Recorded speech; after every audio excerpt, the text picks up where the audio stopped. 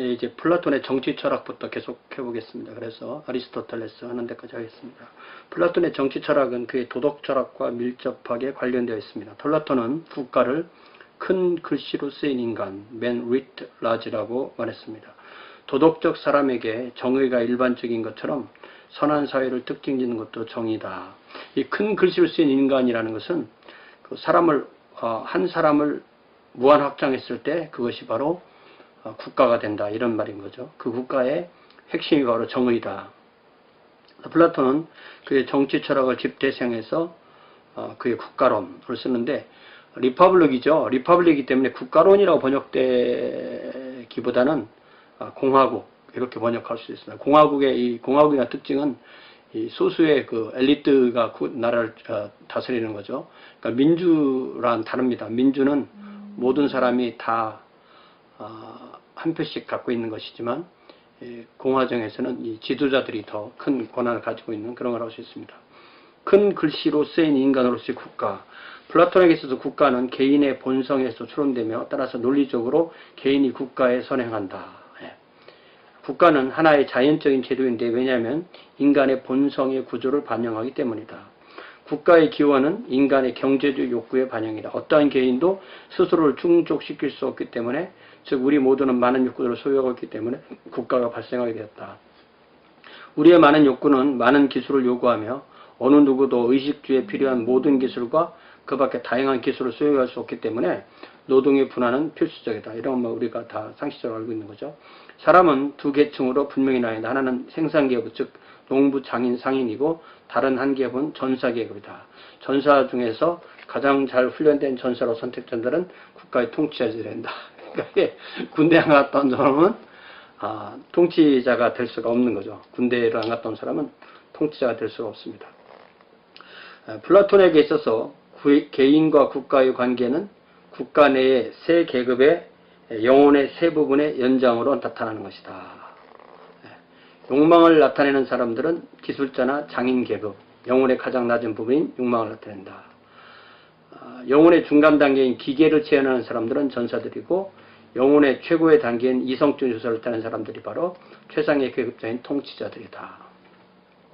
이는 다시 다음과 같은 관계로 정리될 수 있습니다. 개인의 욕망과 이 욕망들을 충족시키는 노동계급의 관계, 인간의 기계 요소와 그 역동적 힘을 거대한 군대로 변형한 군대 조직의 관계, 세 번째, 이성적 요소와 지배자의 영도력.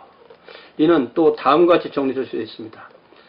장인들은 욕망의 요소를 체현하고 절제의 덕을 보여준다. 그들은 최악의 계급이며 통치자와 전사들에게 복종해야 된다.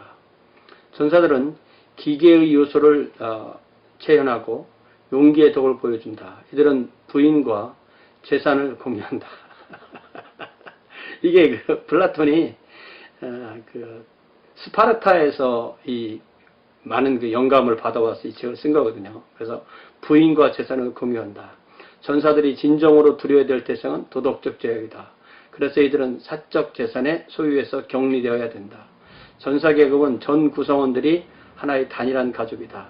성관계는 엄밀히 통제되어야만 하고, 특별히 결혼 축제에만 허용되어야 된다. 각 상들은 추첨에 의해서 맺어졌다는 환상을 갖게끔 해야 하지만, 사실은 통치자의 세심한 조정을 통해 우생학적 가능성을 보증할 수 있도록 맺어진 것이다. 그러니까 이게 사실 현실 가능성 거의 없는 거죠. 전쟁 및 기타 업무에서 훌륭한 기량을 발휘한 젊은이들은 다른 보상과 특권 중에서도 특히 부인과 잠잘 수 있는 좀 더 자유로운 기회가 주어져야 한다. 전사자들에게 태어난 아이들, 곧 그러한 목적에서 임명된 아이들은 곧 그러한 목적에서 임명된 관리들의 손에 넘겨져서 그 도시의 특별한 위치에 있는 타가소에서 보모의 영향 아래 양육돼야 된다. 그러니까 사람을 완전히 그렇게 훈련시킨다는 거죠. 가정에서 하라는 것이 아닙니다. 지배자들, 이성의 요소를 체현한다. 지혜의 덕을 보여준다. 한 개인이 이성으로 욕망과 기계를 잘 다스릴 때 절제와 용기와 지혜의 조화를 통하여 정의를 실행할 수 있듯이, 한 개인도 통치자가 이성을 이용하여 장인들의 계급과 전사들의 계급과 통치자들의 계급을 잘 다스릴 때 그 국가도 절제와 용기와 지혜의 조화를 통하여 정의를 수행한다. 그러기 위해서 지배자는 선의 이데아에 대한 지식에 최대한 가까이 접근해야 된다. 한 국가의 행복은 지배자의 지식과 인품에 달려있다. 예. 뭡니까? 결국은 이제 철학 통치이고, 공화정이고, 또 어떤 그 지배자를 그 국가에서 조직적으로 길러내는 그런 체제를 말합니다. 다섯 가지 정부 형태, 귀족제, 명예제, 금권제, 민주제, 참주제. 귀족제. 자, 첫 번째 귀족제.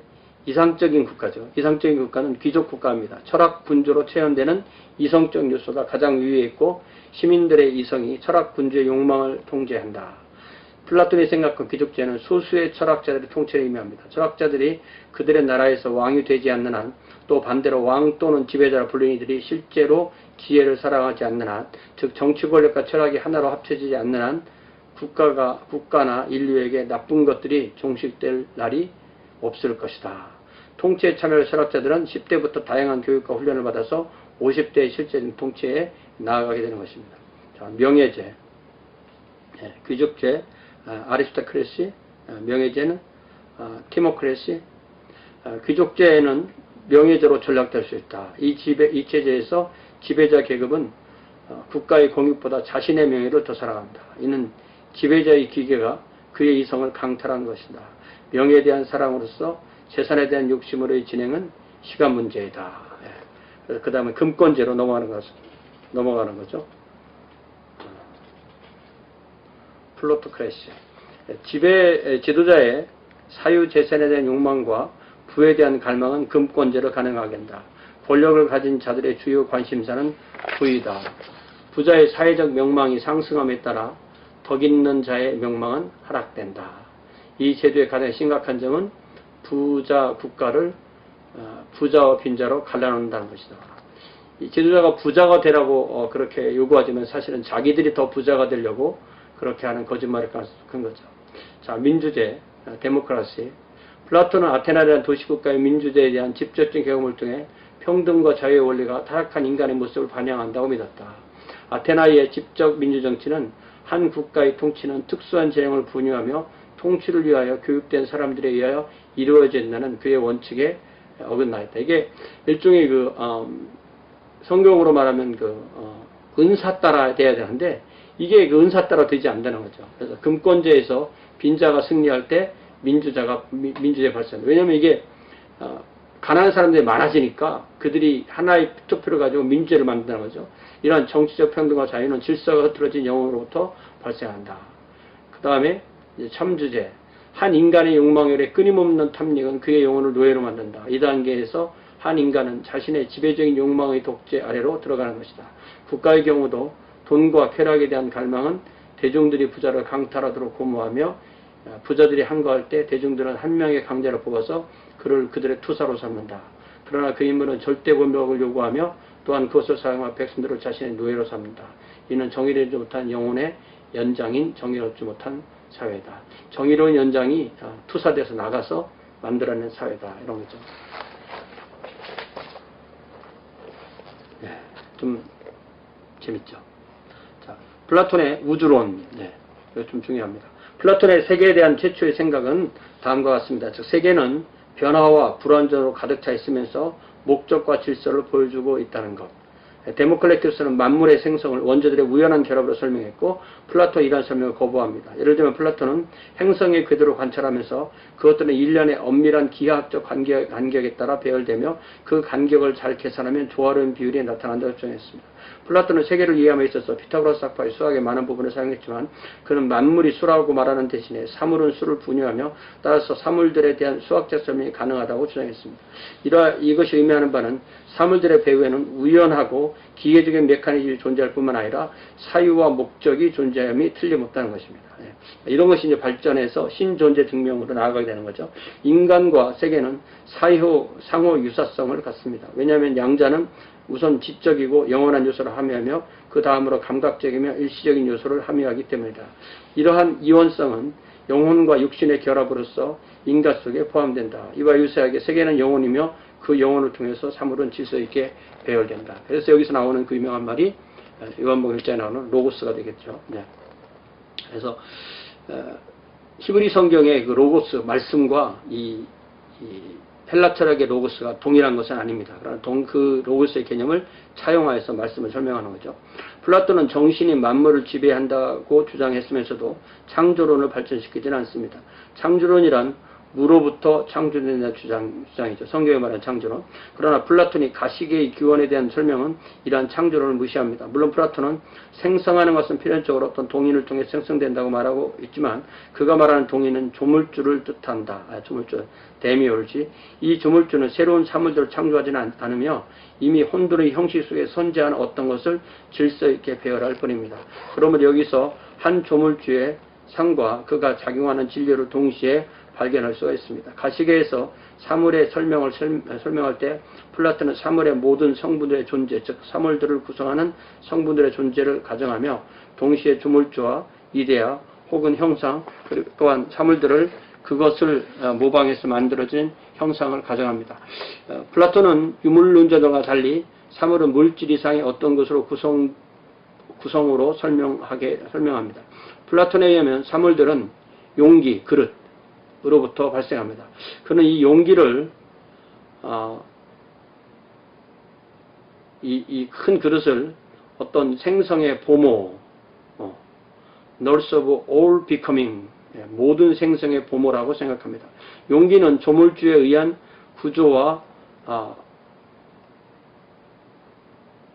부과를 받아들인다. 플라톤이 용기의 대칭으로 사용한 것은 공간입니다. 이 공간은 영속적이며 파괴로 용납하지 않고 생성하는 만물에게 장소를 제공한다. 그러나 이 자체는 어떤 의사추론에 의하지 않고는 파악할 수 없으며 믿음의 대상도 아닙니다.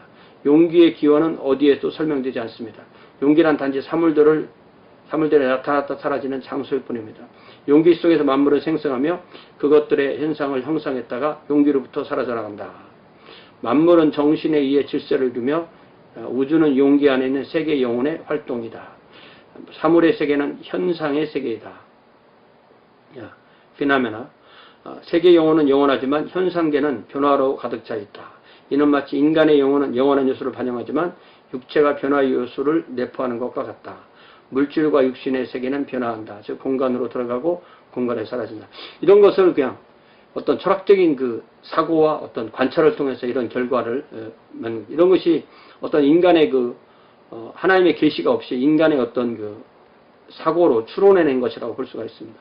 플라톤에 의하면 세계 내에 악이 존재하는 것은 이 조물주, 데미올지의 활동에, 데미우르게인데요. 이게 영어로는 데미올지라고 합니다. 조물주의 활동에 방해 요소들이 존재하기 때문이다. 비록 조물주가 가능한 한 자신의 형상을 담은 세계를 만들려고 했지만 세계는 완전히 선하지는 못하다. 조물주는 이성이며 우주의 질서를 형성해 준 동인이었다. 그럼에도 불구하고 이 우주의 발생은 필연과 이성의 결합의 혼합된 결과다. A mixed result of the combination of necessity and reason. 여기서 필연이란 변화에 대한 어쩔 수 없는 인정을 의미합니다. 필연은 세계 안에 있는 악의 존재들 가운데 하나입니다. 그러므로 인간의 활동을 방해하는 모든 것은 질서의 파괴에 기여하며 따라서 악의 의미를 갖습니다. 이는 인간의 활동에 있어서도 정신에게 통제력이 없을 때는 언제나 반항적인 육신과 영혼의 낮은 부분이 악을 낳는 사실을 암시해 줍니다.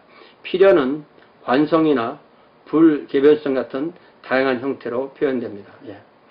따라서 어떤 목적에 따라 세계를 질서해 가면서 심지어 신의 이성체도 이러한 장애물들과 싸워야 됩니다. 가장 큰 장애가 바로 관성의 법칙이죠. 관성. 불개변성, 변화하려고 하지 않는 것. 이 관성, 있는 그대로 있으려는 것. 운동하는 물질은 운동하려고 하고, 정지하고 있는 물질은 정지하려고 하는 것. 우리가 공부를 안 하다가 공부를 하려면 그게 힘든 것이 공부를 안 하던 사람이 공부를 할 수가 없는 거죠. 관성의 법칙입니다. 이걸 변화를 주려면 정말 엄청난 힘이 필요한 거죠. 플라톤에 의하면 시간은 현상이 만들어진 이후에 나타난다. 불완전하고 변화하는 사물들이 존재하기 전에는 시간도 있을 수 없다. 그러므로 논리적으로 그때까지 존재하는 모든 것은 영원하다. 시간의 의미는 바로 변화이며 따라서 변화가 없는 곳에는 시간도 없다. 참 이런 생각을 했다는 것이 기가 막힌 거죠. 형상들은 초시간적인데 반해 그것들의 다양한 모사들은 끊임없이 용기 속으로 들어가고 그 밖으로 간다. 형상이 이데아의 세계고 그것들의 다양한 모사인 이 어떤 가시계에 나타난 띵스들은 다 이게 변하는 것이죠. 이 출입이 변화의 과정이며 시간의 원이다. 그러므로 시간은 영원의 우주와 시간의 우주 속에서 이중적으로 현현된다. 즉 우주는 정신에 의해 정돈되기 때문에 영혼의 요소를 내포하며 동시에 우주는 표면 형식들의 일시적인 결합이기 때문에 변화의 요소와 시간을 내포한다. 또한 변화는 불규칙적이기 하나 규칙적이기 때문에 변화의 과정 자체는 영원한 정신의 현현을 보여준다.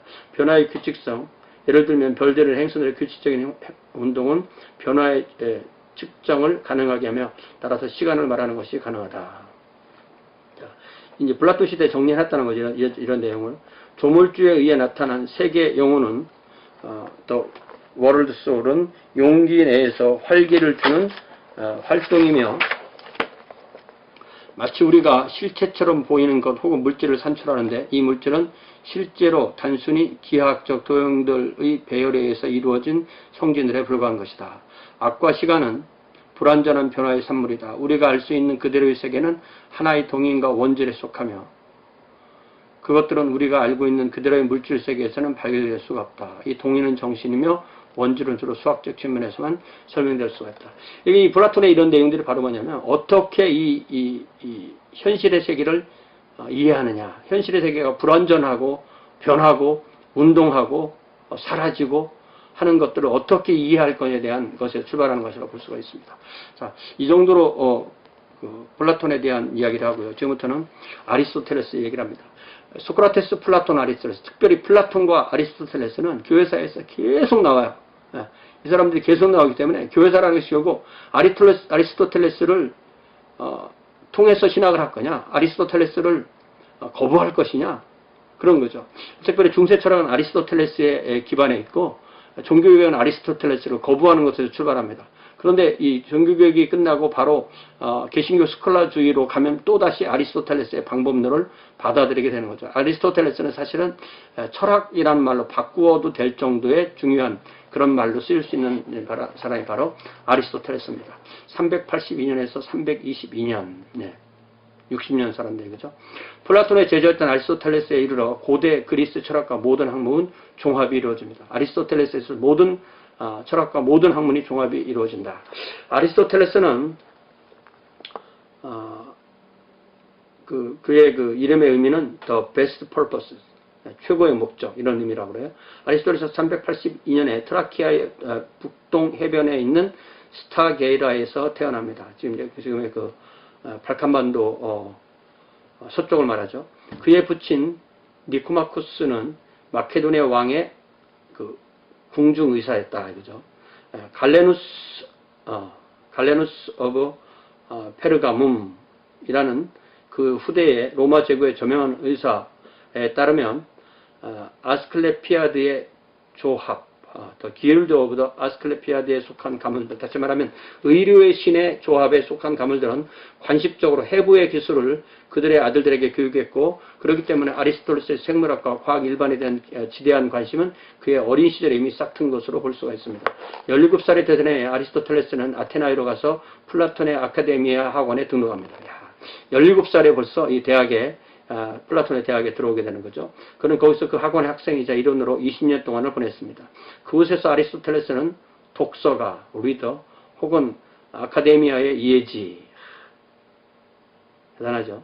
그 중에 또 뛰어났다는 거죠. 더 예지라, 이런 아카데미아 예지다 라는 그러한 그 평판을 받을 정도로 뛰어났습니다. 그는 플라톤의 사상과 인품에서 큰 영향과 감화를 받습니다. 그는 그곳에서 스승 플라톤의 방식대로 대화 형식의 저술을 하였으며 그의 동료들은 그의 우아한 문체를 황금의 강이라고 골든 수첩이라고 칭송했다고 합니다. 아리스토텔레스의 사상과 플라톤의 사상이 언제 결별했는가는 정확하게 재구성할 수는 없습니다. 플라톤의 후기 아카데미아에는 의학, 인류학, 고고학과 같은 다양한 과학의 전문가들이 합류합니다. 아리스토텔레스는 이러한 지식들의 탐구의 필요성을 발견했고 그러한 지식들의 과학적 개념의 형성을 위해서 유용함을 발휘합니다. 아리스토텔레스는 플라톤보다 수학에 더 적은 열성을 배웠고 경험적인 자료들에 보다 많은 관심을 갖습니다. 이 수학은 순수학문으로 이 우주의 그 이데아의 원리를 발견하는 것이라고 생각했지만 아리스토텔레스는 이제 그 수학을 이용한 그 다음의 학문에 실제로 삶에 유용한 학문에 더 관심을 갖게 되는 것입니다.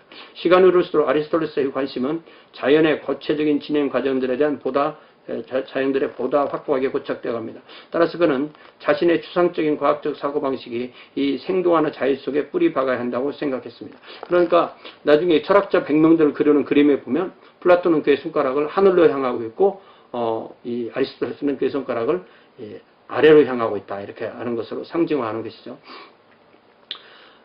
플라톤의 사상이 초시간적인 존재의 정적인 영역에 더 밀착되어 있다면, 비잉에 좀 더 밀착되어 있다면 아리스토텔레스는 자신의 사상을 생성, 비커밍의 동적인 영역에 지향시키고 있습니다. 아리스토텔레스는 플라톤을 개인적으로 공박하지 않았고 플라톤이 죽을 때인 348년에까지 아카데미아에서 남아 있었습니다. 그러나 그는 그의 명백한 플라톤주의적인 시기는 플라톤의 죽음과 함께 종말을 구했습니다. 아카데미아의 경영은 플라톤의 조카인 스페우시푸스에게 넘어갔고 수학에 대한 그의 과도한 강조가 아리스토텔레스에게는 맞지 않아서 아리스토텔레스는 아카데미에서 물러나서 아테나이를 떠납니다. 아리스토텔레스는 348년에 헤르미아스 왕의 초빙으로 이오니아의 아소스로 건너갑니다. 헤르미아스는 어느 정도 철인 군주의 모습을 보여줬고 그의 궁정 안에 소규모 사상가 집단을 형성했습니다. 여기서 아리스토텔레스는 3년 정도 저술하고 연구하고 가르칩니다. 아리스토텔레스는 여기에서 헤르미아스의 진료이자 양녀인 휘티아스와 결혼하고 딸 휘티아스를 낳습니다. 아내와 딸의 이름을 바뀌었죠. 345년에 아리스토텔레스는 에게해의 레스보스 섬으로 건너가서 오랫동안 뮤텔레네에 정착합니다. 거기서 가르치면서 동시에 생물학 탐구, 특히 해양 생물의 다양한 생태에 대한 연구를 계속합니다. 여기서 그는 그리스의 통일론으로 유명해졌습니다. 그의 주장은 페르시아의 제침군에 대항하려면 통일 국가가 분산된 도시 국가보다 더욱 효과적이라는 것이었습니다. 이제 그 페르시아 전쟁이 있었고 펠레폰네소스 전쟁이 있었고 이제 그 다음에 페르시아가 다시 쳐들어올 걸 대항하려면 어떻게 할 것이냐에 대한 것에 대한 이론을 낸 거죠. 한편 342년에 아리스토텔레스의 장인 헤르미아스는 페르시아의 지배에 저항하다가 수산으로 끌려가서 마케도니아의 필리푸스 2세의 침공의 계획을 알아내려는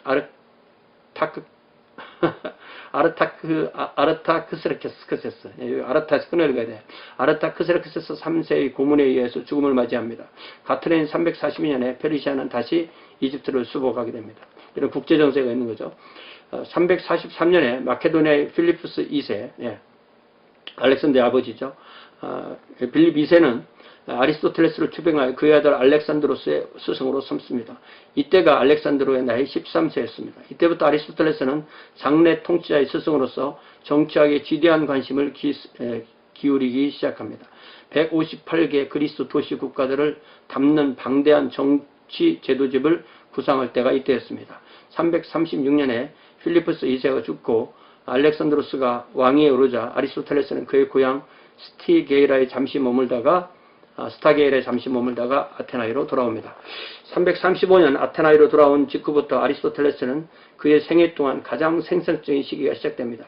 그는 마케도니아의 정치인인 안티파트로스의 보호 아래 자신의 학원 리케이온을 세웁니다. 그러니까 아카데미아는 플라톤이 세운 거고 아리스토텔레스가 세운 것은 리케이온이다.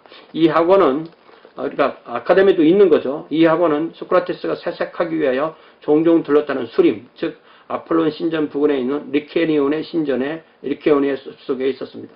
여기서 아리스토텔레스와 그의 제자들은 숲속의 산책로인 페리파토스, 이 페리라는 것은 둥글다는 거죠. 그러니까 이렇게 둥글게 돌아오는 우리말로 말하면 둘레길 그런 거죠. 이 산책로인 페리파토스를 거닐면서 철학을 토론했습니다. 이러한 이유에서 그의 학파는 소요학파, 페리페티틱, 발음도 잘 안 되네. 페리페타틱 스쿨이라고 불립니다. 아리스토텔레스는 오전에 소수의 제자들을 상대로 고도의 탐구를 요하는 문제들을 강론하고 오후에 다수의 청중들을 상대로 좀 더 대중적 문제를 강론했습니다. 또한 그는 그곳에 최초의 거대한 도서관을 건립하였습니다. 도서관에는 필사본들과 지도들, 동식물의 표본들이 소장되었고 그는 그것들을 강론 도중에 예증하는 데 사용했습니다.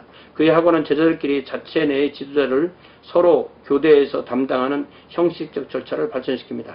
아리스토텔레스는 이러한 절차를 위한 규율을 제정했으며 그 규율에 따라 자기 자신도 공동 식사를 했고 한 달에 한 번씩 향연, 심포지엄을 베풀었습니다. 이 향연에서는 한 명의 제자로 하여금 나머지 제자들의 비판에 대해서 자신의 철학적 입장을 고수하는 방식을 배우게 하기도 했습니다. 12, 13년 동안 아리스토텔레스는 리케온의 원장으로 있으면서 교육과 강론을 하며 자신의 사상을 발전시켰습니다.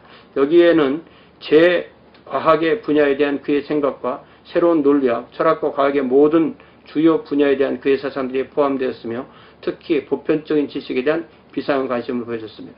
그래서 이때 200개의 다른 학문에 대한 저술을 했고 그 중에 50여 개가 남았다고 그렇게 알려져 있습니다. 고대 학문의 종합이라고 말하는 게 맞는 거죠. 320년에 아리스토텔레스는 그의 아내 피티아스를 잃었고 그의 고향 스타게이라 출신의 헤르필러스와 동거합니다. 비록 합법적인 결혼은 아니었지만 이 결합은 행복했고 지속적이며 애정어린 결합이었습니다. 아리스토텔레스는 그녀와의 사이에서 아들을 하나 뒀는데 아리스토텔레스는 그의 윤리학을 니코마코스 윤리학이라고 명명함으로써 그의 아들 니코마코스에 대한 사랑을 드러냅니다. 그러니까 아리스토텔레스의 윤리학은 니코마코스 윤리학, 그 이름은 자기의 두 번째 결혼에서 낳은 아들에 대한 사랑을 드러내는 것이다.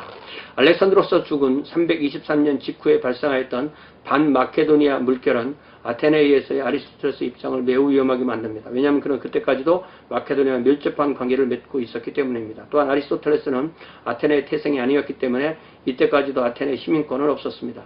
소크라테스가 그랬듯이 아리스토텔레스도 신독죄로 기소됩니다. 그러나 아리스토텔레스는 아테네 시민들이 철학에 대해 또 한 번 죄를 저지르지 않도록 하기 위해서라고 이게 이유인지 핑계인지 모르지만 라고 말하면서 칼키스로 피신합니다. 소크라테스는 피신하지 않았지만 아리스토텔레스는 피신했다는 거죠. 예. 아리스토텔레스는 이곳에서 322년에 1년 후에 지병이었던 위장병으로 사망합니다. 그러니까 참 이때 아리스토텔레스가 소크라테스처럼 재판을 받고 또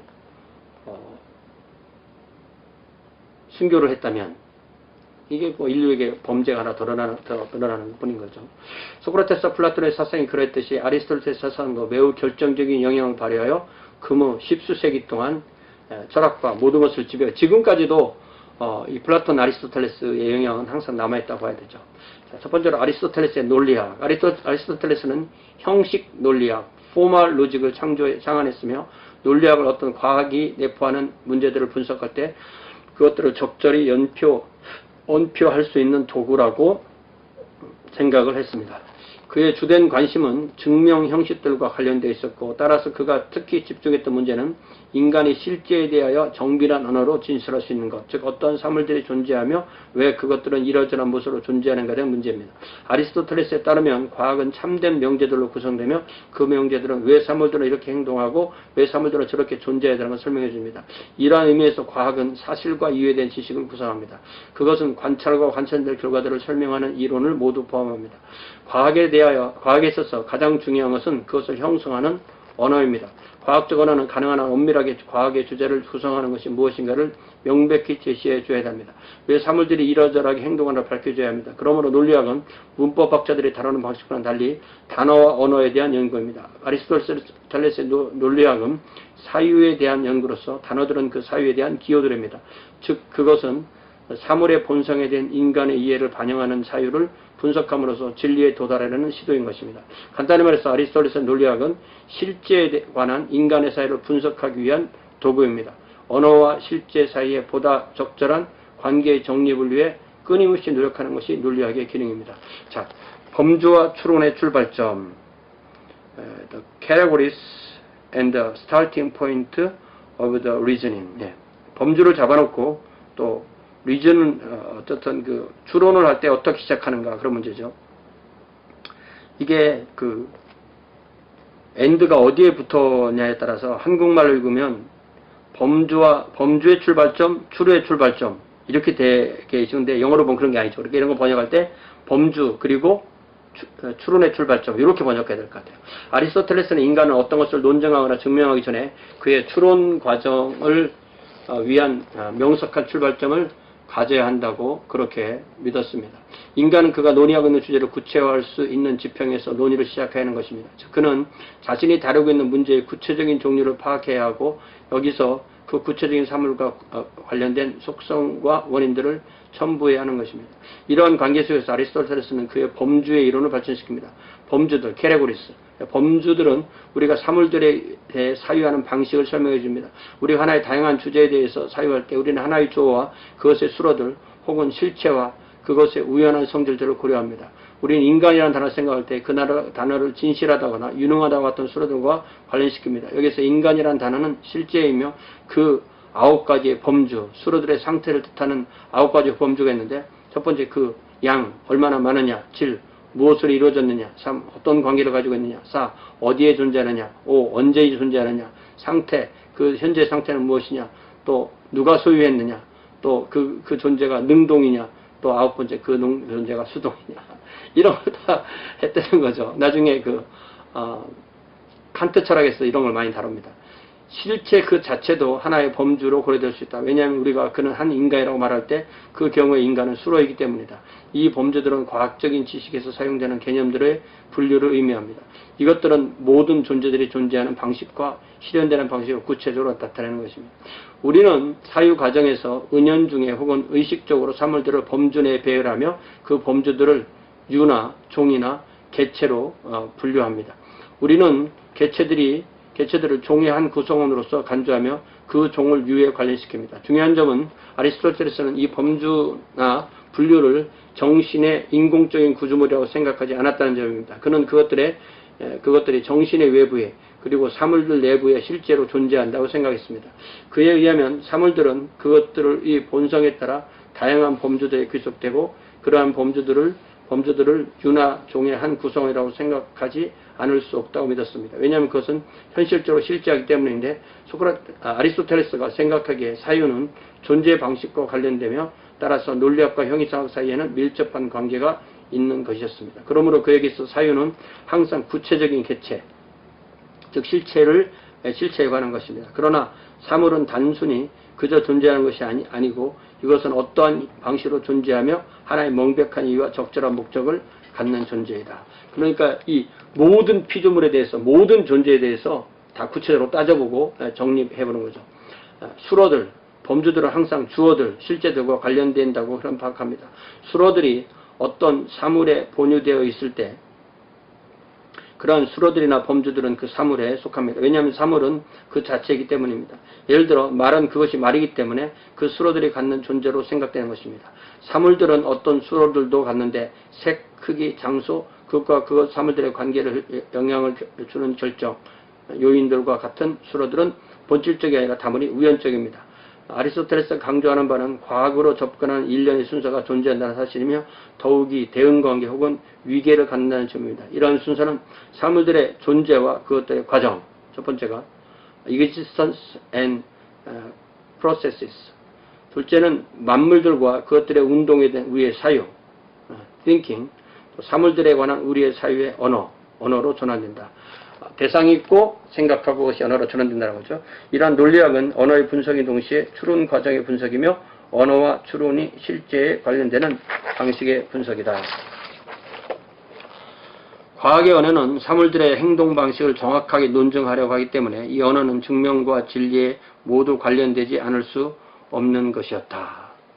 증명의 추론 과정은 용어들과 명제들의 적합하고 타당한 상호 연관관계에 의존하며 그 관계에 유도된다고 할 수 있습니다. 그러나 아리스토텔레스는 단순히 논리성 결론이 어떤 가정으로부터 타당하게 추론되었는가를 확인하는 것만을 취급하지는 않습니다. 그는 또한 결론이 실제에 관해 논증적인 가치를 지니려면 우선 전제가 참여한다는 사실에 관심을 가집니다. 아리스토텔레스에 의하면 과학적 지식의 대상은 존재 그 자체로서의 어떤 것이어야 했습니다. 그는 우리가 사물이 의존하는 원인을 다른 것이 아닌 바로 그 사물의 원인으로서 인식하며 더 나아가 존재 그 자체로서의 사실의 원인으로서 인식할 때 우리는 과학적 지식을 소유하게 된다는 된다고 주장합니다. 그 자체를 보자는 거죠. 원인과 결과들은 관찰, 판단, 그리고 결론 등의 복합적 행위에 의해서 관련을 갖게 됩니다. 관찰만으로는 사물을 정의할 수 없으며 따라서 그것은 우리에게 과학적 지식을 제공할 수가 없습니다. 과학이 요구하는 것은 무엇보다도 추론의 출발점인 전제의 발견입니다. 이 전제는 귀납의 산물입니다. 밑으로부터 다 올라가서 맨 위에 가서 다시 내려오는 거죠. 밑으로 올라가는 것이 귀납, 위에서 내려오는 것이 연역이죠. 아리스토텔레스에 의하면 인간의 정신은 사물이 우리의 감관보다 감각보다 멀리 있을 때보다 가까이 있을 때 사물에 대해 보다 좋은 지식을 얻는다. 당연한 얘기죠. 이러한 이유에서 인간의 정신은 관찰에서 발견된 특정한 사물들에 대한 지식으로부터 보편적이고 합리적인 지식으로 나아간다. 항상 이 개체에서 보편으로 이게 귀납이고 보편에서 개체로 이게 연역이죠. 인간은 개별적인 인간들을 먼저 관찰한 뒤에 인간에 대한 일반 개념을 형성하는 것이며 한 떨기의 진달래꽃으로부터 전체 진달래꽃이라는 관념이 조성되는 것입니다. 즉 귀납에 의해서 전체를 형성한 뒤에야 인간의 이성은 이 전제를 연역적으로 혹은 논증적으로 사용할 수 있다는 것입니다. 귀납에 의해서 어떤 전체를 형성되고 이 전체가 아니라 전제겠죠. 이 전제들이 다시 연역적으로 논증을 위해서 사용할 수가 있게 되는 것입니다. 가끔씩 이렇게 틀리는 게 나와요. 전체가 아니라 전제. 아리스토텔레스는 우리는 귀납에 의해서 제1전제들을 인식해야 한다고 말하면서도 지식의 이러한 측면을 가설과 실험의 당위적 결론으로는 발전시키지 않습니다. 그의 강조는 연역과 논증적 추리에 집중되었고 그의 3단도법을 통해서 연역 추리의 기본 요소들을 분석하고 체계하는 것에 있었습니다. 자, 그 유명한 3단도법, 실로지즘. 3단노법. 이거 나중에 루터 얘기할 때 나옵니다. 아리스토텔레스는 3단노법을 어떤 사물들의 진술되는 표현 양식이며 진술되는 것 이상의 어떤 것이 필연적으로 그 진술로부터 나오겠다는 표현 양식이라고 정의합니다. 이것은 내포의 원리라고 하는 것으로 아리스토텔레스가 특히 제시했던 것은 과학적 표현은 엄밀하게 한 단계로부터 다른 단계로 진행되어야 한다는 점입니다. 그는 결론이 전제로부터 올바르게 추론될 수 있게 해주는 규칙들을 발견하라 했습니다. 그렇다면 어떻게 우리가 내린 결론이 그것의 전제로부터 추론된다는 것을 확신할 수 있을 것인가? 혹은 우리가 어떤 두 가지 명제를 가지고 있을 때 어떻게 그 양자로부터 제3의 명제를 추론할 수 있는가? 아리스토텔레스에 이러한 문제들의 대답은 3단노법의 기본 구조에서 발견될 수 있다고 하였습니다. 3단노법은 언어 관계의 특수한 형식을 나타냅니다. 과학적 논증이 가능한 이유는 사물들의 어떤 속성이나 성질이나 특성을 나타내는 어떤 단어들이 존재하기 때문이며 이런 단어들은 우연적 속성들과 비교할 때 본질적 속성을 나타냅니다. 인간은 죽는다는 명제는 인간의 본질적인 속성 중 한 가지를 묘사해 주는 것이라고 그는 파악합니다. 왜냐하면 누군가 붉은색의 머리카락을 가지고 있다는 명제는 우연적인 어떤 것입니다. 왜냐하면 한 인간에게서 머리카락의 색 혹은 머리카락을 가졌다는 사실조차도 필연적이거나 본질적인 사항은 아니기 때문입니다. 그러나 인간이 죽는다는 것은 본질적이며 과학적 명제들을 내포하는 것도 사물의 이러한 본질의 특성입니다. 바로 여기서 3단노법의 특수한 언어 연관 형식이 발생합니다. 왜냐하면 3단노법은 본질적인 속성들에 대한 명제들을 연결시킴으로써 결론이 필연적으로 나타나게 되는 방식을 의미하기 때문입니다. 결론을 유도하게 되는 것은 대전자와 소전자의 단일 명사인데 이것은 이 두 명제를 연결시킴으로써 결론에 필연적으로 도달하게 됩니다. 명제들을 연결해주는 이 명사를 아리스토텔레스는 중명사, 더 미들텀이라고 불렀습니다. 내가 말한 중명사는 그 자체는 다른 것에 존재하면서 그 자체 속에 다른 것을 내포하는 명사이다. 그것의 위치는 필연적으로 중간이다. 그러므로 모든 인간은 죽는다라는 명제가 참인인간은 그 명제가 모든 생명체도 죽는다는 대전제와 모든 인간은 생명체라는 소전제로부터 중명사, 생명체에서 의해 연결된 결론이기 때문이다. 여기서 중명사는 죽는다는 수라와 모든 인간은 수라를 연결해 줍니다. 그러므로 모든 인간은 죽는다는 결론이 나오게 되는 것이며 이러한 결론이 검증 가능한 참이 되는 것입니다. 아리스토텔레스의 3단 요법의 구조는 다음과 같이 설명합니다. 만약 A가 모든 B에 속하면 또한 B가 모든 C에 속하면 A는 필연적으로 모든 C에 속한다. 이거 집합으로도 표현될 수 있고요. 그래서 여기서 아리스토텔레스는 정연한 추론에 의해서 하나의 형식적인 도구를 제공하는데 형식적이라는 점에서 그 추론과 수학은 유사합니다. 추론은 대전자와 소전자 그리고 결론으로 구성됩니다. 대전제 A는 모든 B에 속한다. 모든 생명체는 죽는다. 모든 생명체는 죽는 것에 속하는 거죠. 소전제 B는 모든 A에 속한다. 모든 인간은 생명체이다. 결론. A는 필연적으로 모든 C에 속한다. 모든 인간이 생명체이기 때문에 모든 인간이 죽으니까 모든 인간이 생명체이고 모든 생명체는 죽으니까 모든 인간도 죽는다. 비록 아리스토텔레스의 3단원법은 전제들과 결론 사이의 논리적인 관계를 결정하기 위한 도구이지만 그가 3단원법을 제시한 이유는 단순히 논리적인 추론을 확실히 하라는 데 있지 않았습니다. 그의 실제 목적은 과학적인 논증을 위한 도구를 제공하라는 것입니다. 이러한 이유에서 그는 논리학과 형이상학의 관계, 즉 우리의 인식 반응과 사물들의 존재 및 행동 양식 사이의 관계를 거듭 강조했다는 것입니다. 그의 생각에 있어서 언어가 반영하는 사물들은 상호 연관되어 있기 때문에 단어들이나 명제들도 상호 연관되어 있다는 것입니다. 그러므로 만일 전제가 타당한 가정에 근거하지 않는다 해도, 즉 만일 전제가 참된 실제를 반영하지 않는다 해도 3단원법은 논리적으로 사용할 수 있는 것입니다. 단지 진리나 과학에 도달하지 못할 뿐입니다. 따라서 아리스토텔레스는 세 종류의 추론을 구분하였습니다. 그 각각은 모두 3단원법의 도구로서 사용될 수 있지만 서로 다른 결론에 돌아갑니다. 첫 번째는 변증론적 추론, 그래서 일반적으로 인정되는 의견들로부터 추론. 두 번째는 논쟁적 추론, 그것은 일반적으로 인정되는 것 같지만 실제로는 그렇지 않은 속견들에 출발하고, 셋째는 논증적 추론. 이 추론은 출발하는 전제를 참이면 근본적이다. 그러니까 이게 출발점이 옳을 수도 있고 그럴 수도 있다는 거죠. 아리스토텔레스에서 3단법의 가치는 전제들의 정확성에 의존하는 것이다. 참된 과학적 지식이 이루어지려면 사용되는 전제들이 속견이나 개인적 진리 이상의 것이어야 됩니다. 논증적 추론은 마치 결론으로부터 전제를 결론의 필연적인 출발적 구성된 것으로 거꾸로 진행하는 것 같습니다.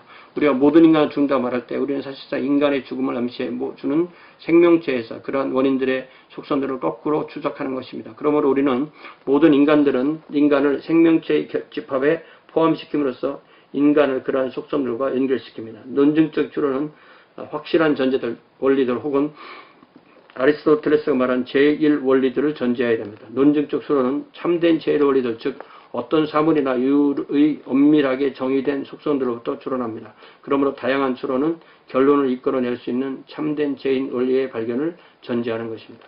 즉 이 제1 원리들 혹은 아르카이는 어떻게 도달되는가? 아리스토텔레스의 대답에 보면 우리는 이 아르카이를 관찰과 귀납으로부터 배운다는 것입니다. 그는 이렇게 말합니다. 우리가 어떤 사실을 여러 번 관찰하면 그것에 존재하는 보편자는 명백하게 나타나게 된다. 또 유니버설. 우리가 어떤 특정한 저것을 관찰할 때마다 우리의 기억은 그것을 저장하며 따라서 유사한 저것들을 자주 관찰하게 되면 그 모든 특정한 저것들로부터 하나의 보편적인 의미가 발생한다는 것입니다. 정신은 귀납의 과정을 통해서 개체들 내부에 존재하는 보편자를 발견한다. 그러나 우리는 어떻게 그 아르카이 혹은 원리들이 참이라는 사실을 인식할 수 있을까? 아리스토텔레스의 대답은 간단합니다. 즉 어떤 사실들에 작용하는 정신은 그것들의 진리를 알고 있기 때문에 우리가 그것들 참이라는 사실을 인식할 수 있다는 것입니다. 이 아르카의 근본 전제들은 차례대로 논증되지 않습니다. 왜냐하면 만일 모든 전제들을 논증해야 한다면 이는 다양한 소급을 의미합니다. 즉 각각의 전제에 선행하는 전제들이 무한히 증명되어야 되는 것이며 따라서 지식의 축적은 결코 이루어지지 않을 것입니다. 아리스토텔레스는 아르카이 혹은 근본 전제들을 다시 언급하면서 이렇게 말합니다. 모든 지식이 다 논증될 수는 없다. 직접적 전제들에 대한 지식은 논증으로부터 독립해 있다. 이건 끝이라는 거죠. 그에 의하면 과학적 지식은 과학적 결론도가 동일한 증명을 필요로 하지 않는 지식에 의존합니다. 그러므로 과학적 지식 이외에도 우리들이 정의를 명석하게 인지하게 할 수 있는 지식의 근원이 존재한다. 근원에 가서는 논증이 필요 없다는 것이죠. 아리스토텔레스는 어떤 진리들을 인식하는 방법을 플라톤과는 대조적으로 설명합니다. 즉 인지한다는 단어는 플라톤의 상기한다 든지 기억한다 등의 단어와 대조적으로 설명할 수 있는 것입니다. 어떤 진리를 인지한다는 것은 마치 우리가 2+2는 4를 인식하는 것처럼 진리를 즉각적으로 파악하는 것을 의미합니다. 이러한 산술적 진리를 인지하는 경우는 구체적인 사물들에 대한 덧셈에서 가능할 것입니다. 그렇지만 정신은 이러한 구체적인 경우로부터 어떤 사물들이 어떤 종이나 유에 속한다든지 어떤 관계들이 그 사물 자체에 존재한다든지 하는 진리를 파악하거나 인지합니다. 그러므로 아리스토텔레스는 과학이란 근본 전제들에 의존하며 그 근본 전제들은 지적 직관에 의해서 도달된다고 주장했습니다. 지적 직관, nous, intellectual intuition. 인투이션, 직관이죠. 직관. 어떤 꿰뚫어보는 힘. 사물의 본성들에 대한 근본 전제들과 정의들이 파악되면 논증적 추론 역시 가능해진다. 이 전제들이 정확하게 실제의 양상을 파악한 한에서 3단 논배는 증명사라는 매개자를 통해서 대소존재 연결관계를 확고히 해주며 따라서 타당한 결론에 도출하게 되는 것입니다. 자, 시간이 지금 한 44분쯤 된 거죠. 예, 좀 더 해보겠습니다. 형이상학. 예, 아리스토텔레스는 두 번에 나눠서 해야 됩니다. 형이상학. 예.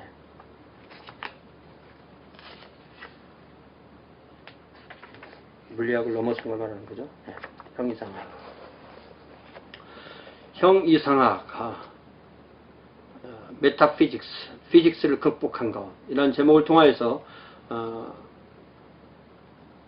아리스토텔레스는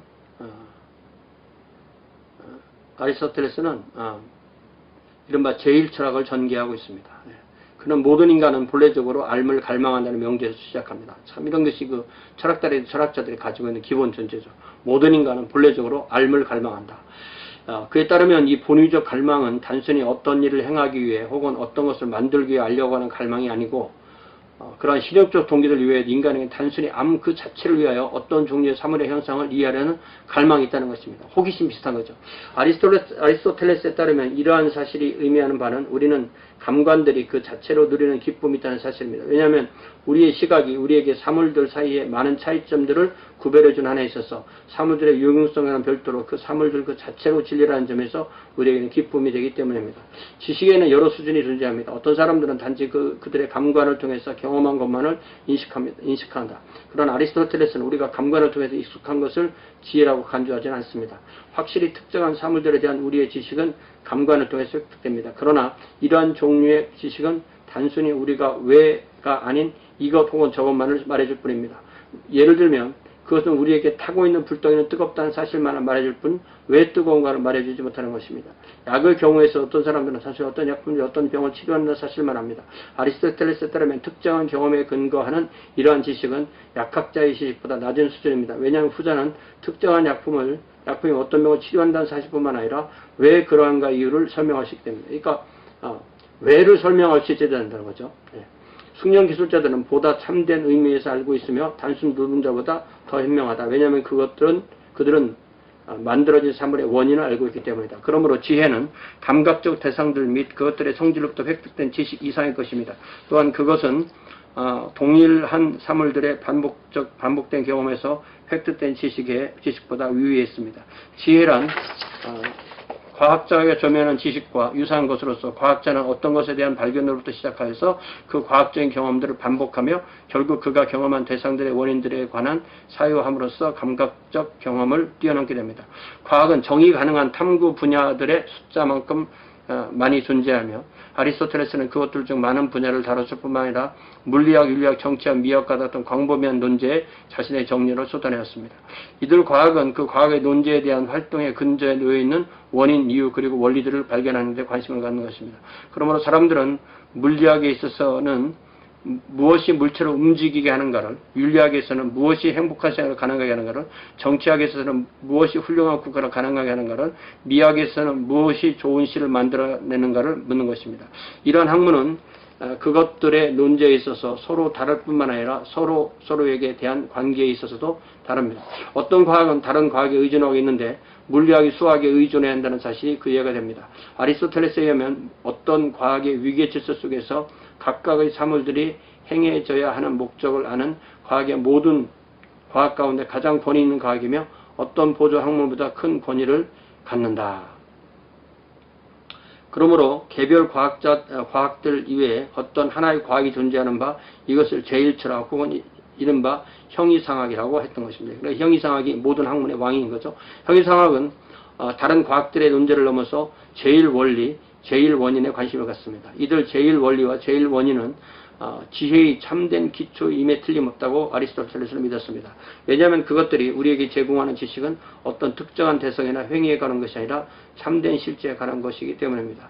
형이상학은 가장 추상적인 수준의 지식을 취급합니다. 이 지식은 특정적인 것 대신에 보편적인 것에 관한 사항이기 때문에 추상적입니다.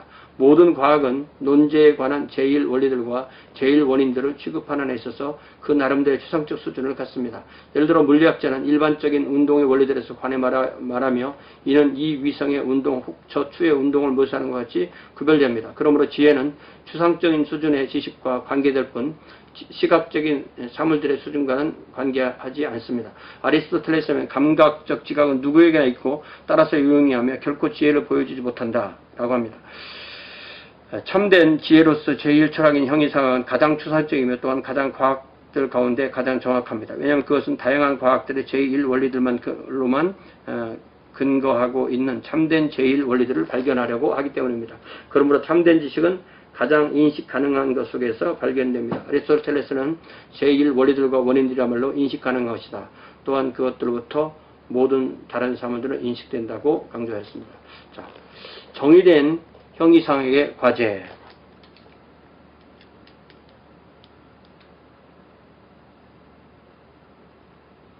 50분 지났네요. 그죠? 10분 정도. 정의된 형이상학의 과제. 여러 과학들은 물체들, 인간, 육체, 국가, 시 등의 특정한 것들에 대한 제1원리들과 원인들을 발견하려고 합니다. 이러저러한 사물은 무엇이며 또 왜 그런가를 묻는 과학과는 달리 형이상학은 좀 더 일반적 문제를 제기합니다. 결국 이 문제는 과학들이 궁극적으로 설명해야 할 것, 즉 과연 어떤 것이 존재한다는 것은 무엇을 의미하는지, 좀 더 간단히 말하면 존재한다는 것은 무엇을 의미하는지에 대한 문제입니다. 결국 이 문제 때문에 아리스토텔레스는 그의 형이상학에서 존재하는 것에 관심을 기울였고 결국 그에게서 형이상학은 모든 존재하는 것에 관한 과학이 되었습니다. 그러므로 그가 생각했던 형이상학의 과제는 존재와 그것의 원리들 및 원인들에 관한 연구였습니다. 아리스토텔레스의 형이상학은 그의 현실적 관심사항들의 자연스러운 결과입니다. 그가 궁중은사의 가게에서 성장했다는 사실과 그의 생물학에 대한 관심과 지적 논리적 지평에서 조명할 때 그에게서 존재한다는 것은 정확하게 정의될 수 있는 어떤 논의의 주제가 될 수 있는 어떤 것이었습니다. 그러므로 그에게 존재한다는 것은 동태적 과정과 관련된 어떤 것으로 생각하려는 의도가 있었습니다. 아리스토텔레스는 존재한다는 것이 항상 어떤 것임을 의미한다고 생각했습니다. 그러므로 모든 존재는 실제적이며 개별적이며 일종의 한정적인 성격을 갖습니다. 아리스토텔레스는 그의 논리학적 저서들에서 다루었던 모든 범주들, 예를 들면 성질, 관계, 양태, 장소 등과 같은 범주들 혹은 수로들은 그 수로에 상응하는 어떤 주어를 전제한다고 생각했습니다. 모든 범주들에 상응하는 주어를 아리스토텔레스는 실체, 우시아, 나중에 삼일체 공부할 때 나오는 겁니다. 삼일체에서 말한 이 실체, 우시아죠. 그러므로 존재한다는 것은 특정한 종류의 실체입니다. 어떤 존재한다는 것은 동태적 과정의 산물로서의 실체를 의미하는 것이기도 하며 이러한 식으로 형이상학은 존재 실체들 및 그것의 원리들 즉 실체를 출현시키는 과정들과 관계합니다. 사물들의 제1 본질로서의 실체, substance, 우시아, 이 우시아로 번역하면 substance가 됩니다. substance as the primary essence of things. 아리스토텔레스는 실체가 의미하는 바를 이해하기 위한 단서는 주로 우리가 한 사물을 인식하는 방식 속에서 발견된다고 했습니다. 범주들 혹은 수로들을 염두에 두고 아리스토텔레스는 이렇게 주장합니다. 즉 우리가 한 사물을 더 잘 인식하는 시기는 우리가 그것의 색이나 크기나 양태를 알 때가 아니라 우리가 그것이 무엇인가를 인식할 때라는 것입니다. 정신은 사물을 그것의 모든 성질로 분리시켜 그 사물이 실제로 무엇인가 하는 문제, 즉 그것의 본질에 집중합니다. 우리는 사람들 사이의 크기, 피부, 나이 등의 차이와 무관하게 어떤 모든 사람을 사람이라고 인식합니다. 이 경우에 아리스토텔레스는 이들 특정한 차이들, 범주 수를 역시 존재함에 따라서 존재성을 갖는 것에 간단한 사실에 동의합니다. 그러나 이런 차이에 대한 존재는 형이상학적 탐구의 대상이 아니라는 것입니다. 형이상학의 주된 관심사는 실체의 연구, 즉 사물의 본성에 관한 연구며 따라서 이러한 견지에서 실체는 하나의 주어에서 단언될 수 없으며 모든 사물을 단언할 수 있는 것을 의미하는 것입니다. 즉 실체는 이러한 사물의 기초이므로 우리는 그 기초를 알고 난 후에 그 어떤 사물에 대한 다른 사실들을 말할 수가 있는 것입니다. 우리는 대부분 어떠한 사항을 정의할 때 그것을 관해 말하기 전에 그것의 본질을 이해하고 있습니다. 우리가 하나의 커다란 테이블이나 한 명의 건강한 사람에 관해 이야기할 경우 테이블과 사람은 큰 것 혹은 건강한 것 이해하기 전에 그것들의 본질 속에서 그것들을 하나의 테이블이나 한 사람을 만드는 것 속으로 이해하게 되는 것입니다.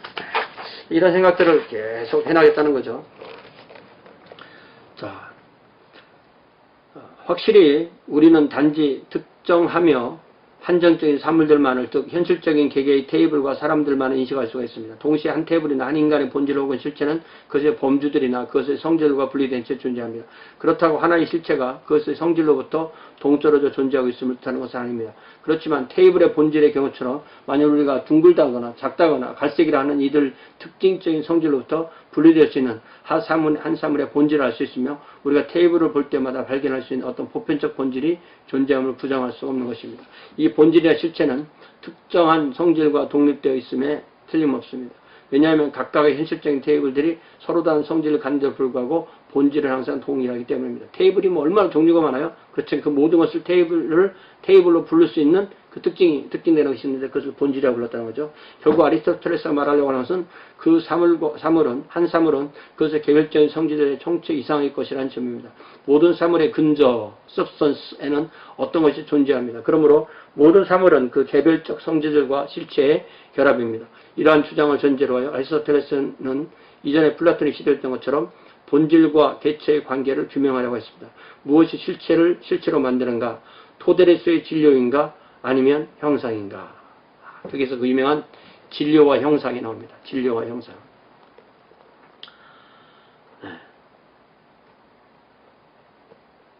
진료와 형상. 포도주가 종류가 많지만 그런 진료, 각 포도주 빨간색, 무슨 색, 무슨 맛, 당도가 어떻고 다 다르지만 그 본질인 형상 같다는 거죠. 그래서 여기서 그 유명한 로마 가톨릭 교회의 그 화채설, 사제가 포도주를 가지고 기도할 때 그 진료는 그대로 남아있지만 그 형상이 그리스도의 피로, 또 그 떡을 들고 기도할 때 그리스도의 몸으로 변한다 라고 그렇게 말하는 것입니다. 비록 아리스토텔레스가 진료와 형상을 구분하였지만 형상이 없는 진료나 진료가 없는 형상을 내세운 적은 없습니다. 존재하는 만물은 개별적인 개별 사물이며 구체적인 개별 사물이며 만물인 진료와 형상의 통일체, a unity of matter and form, matter와 form 할 때. 그러나 실체는 형상과 진료의, 그러므로 실체는 형상과 진료의 복합체이다. Substance is a composite of form and matter. 형상, 실체. 형상, 실체는 같은 말 쓰는 거죠. 형상과 실체는 같이 쓰는 표현입니다. 플라톤은 이데아나 형상이 사물과 동떨어져 존재한다고 주장하였지만 공간을 물질적 토대 혹은 개체들로 만들어진 주장하고 공간을 물질적 토대 혹은 개체들이 만들어지는 재료라고 생각했었습니다. 그러므로 플라톤에게 있어서 공간의 제일 재료는 영원히 존재하는 이데아들에서 개체들로 주조되어 있습니다. 플라톤은 이러한 식으로 어떻게 개별적으로 존재하면서도 보편적인 본질을 내포하는 다양한 개체들이 존재할 수 있는 것을 설명합니다. 플라톤에 의하면 이 보편자는 이데아고 형상은 영원히 혹은 개체들과 동떨어 존재하는 어떤 것입니다. 이러한 개체들은 이데아를 분유하기 때문에 그 개체들 속에 이데아가 발견될 수가 있었습니다. 아리스토텔레스는 그의 독자적 사상을 입안한 후부터는 플라톤의 이데아론을 비난할 수밖에 없었습니다. 특히 그는 이데아들이 실제하는 개체들로부터 떨어져 존재하는 생각을 인정할 수가 없었습니다. 물론 아리스토텔레스도 보편자들이 존재하며 그들이 단순히 주관적 관념 이상의 것이라는 사실에 동의하였습니다. 더욱이 아리스토텔레스에게 있어서 보편 개념이 존재하지는 않는다며 과학적인 지식도 아리스토텔레스에게 있어서는 보편 개념이 존재하지 않는다면 과학적인 지식도 존재할 수 없는 것이었습니다. 왜냐하면 하나의 유 안에 있는 그 모든 구성 분자들을 어떤 것이라고 말할 수 있는 과정이 성립되지 않는다면 그것은 존재하지 않는 것과 다름없기 때문이었습니다. 과학적 지식을 효과적으로 만드는 것은 그것이 대상의 종류, 예를 들자면 어떤 형태의 질병을 설명할 수 있음에 따라서 한 개체가 그 종류에 속할 때 그와 관련된 다른 개체들도 가정될 수 있다는 점입니다. 그러므로 이 보편자들은 단순한 정치적 허구나 상상이 아니라 객관적인 실제를 갖는 것이어야 했습니다. 아리스토텔레스에 의하면 그것들의 실제는 개체들 그 자체 안에서만 발견될 수 있는 것입니다. 그는 묻기를 보편적 형상들이 완전히 분리된 채 존재하는 가정에 의해 무슨 목적이 당설될 수 있단 말인가. 만일 그렇게 존재한다면 이는 사태를 더욱 복잡하게 만들 것뿐이다. 왜냐하면 만물, 개체들과 그것들의 관계를 포함한 만물은 현상의 세계도 존재함으로써 2배 현실계와 이데아계로 늘어나기 때문이다. 더욱이 아리스토텔레스는 플라톤의 이데아론이 사물들을 더 인식하는 데는 도움이 줄 수 없다고 생각했습니다. 이데아들은 다른 사물들에 대한 지식에 대해 결코 도움이 되지 못한다.